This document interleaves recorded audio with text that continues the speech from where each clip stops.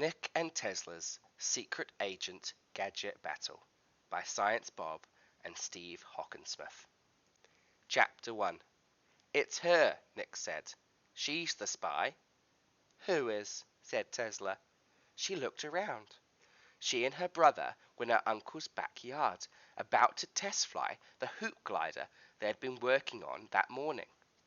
There was only one other person in sight, a 40-ish woman crouched over a bed of begonias about 40 feet away. She was wearing jeans and a t-shirt and dirty gardening gloves.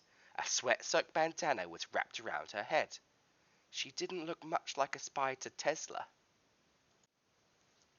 You mean Julie Casserly? Nick nodded, eyeing the woman suspiciously. I can feel it in my gut, he said. She's always watching us, always glaring. Well, of course she is. Wouldn't you if you lived next door to Uncle Newt?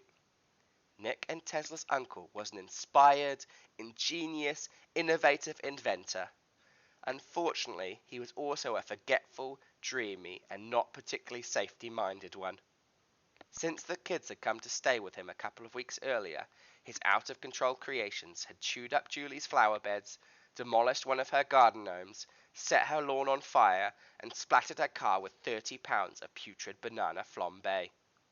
Uncle Newt was convinced he could build an engine for a vacuum cleaner that ran on compost, but so far had only succeeded in building several extremely smelly time bombs.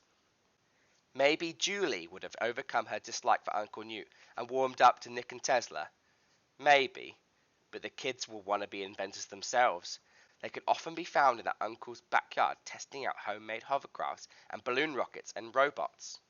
And this day, a hoop glider.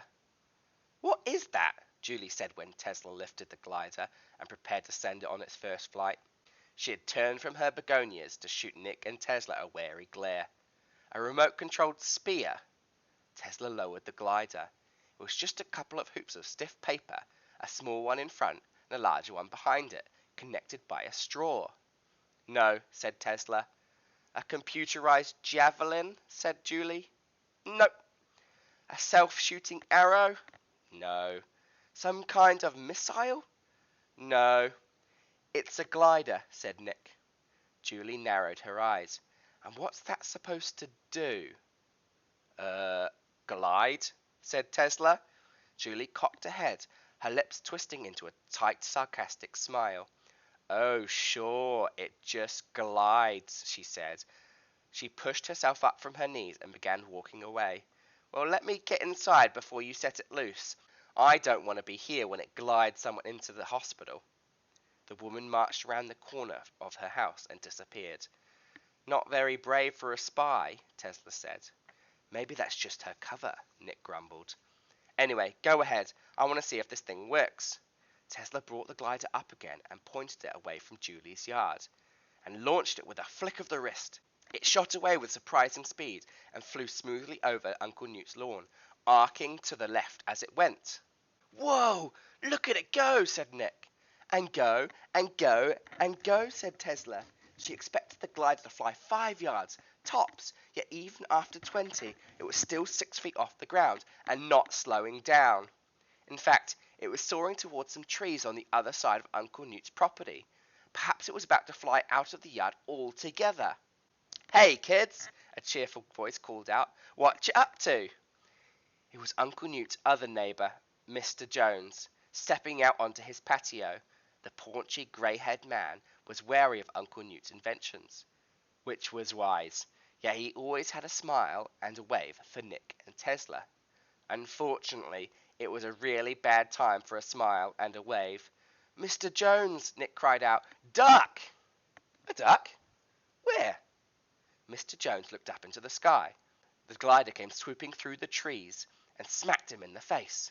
Nick and Tesla ran up to the old man as he staggered back into his house. He managed to find his footing again just as the kids reached him. Where did that crazy duck go? He started to say. Then he saw the hoop glider lying on the doorway.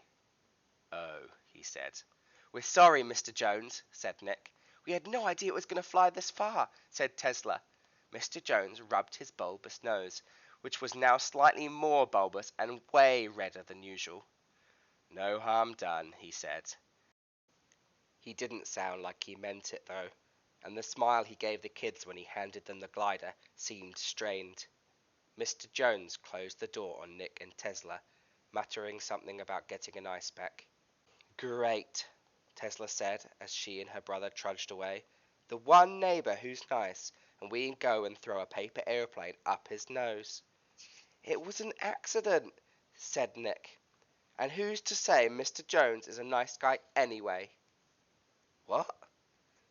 Tesla looked over at her brother, thinking he might be joking. Nick hadn't been joking much lately, though, and he never joked about this. It's him, Nick said. He's the spy. Mr. Jones? He must be like 200 years old. Spies get old like everyone else. Nick threw a suspicious glint over his shoulder. He's always watching us, always smiling. So, now being nice makes someone a suspect. Why not? You remember what Mum said? Tesla did remember. Of course. She just wished she could forget.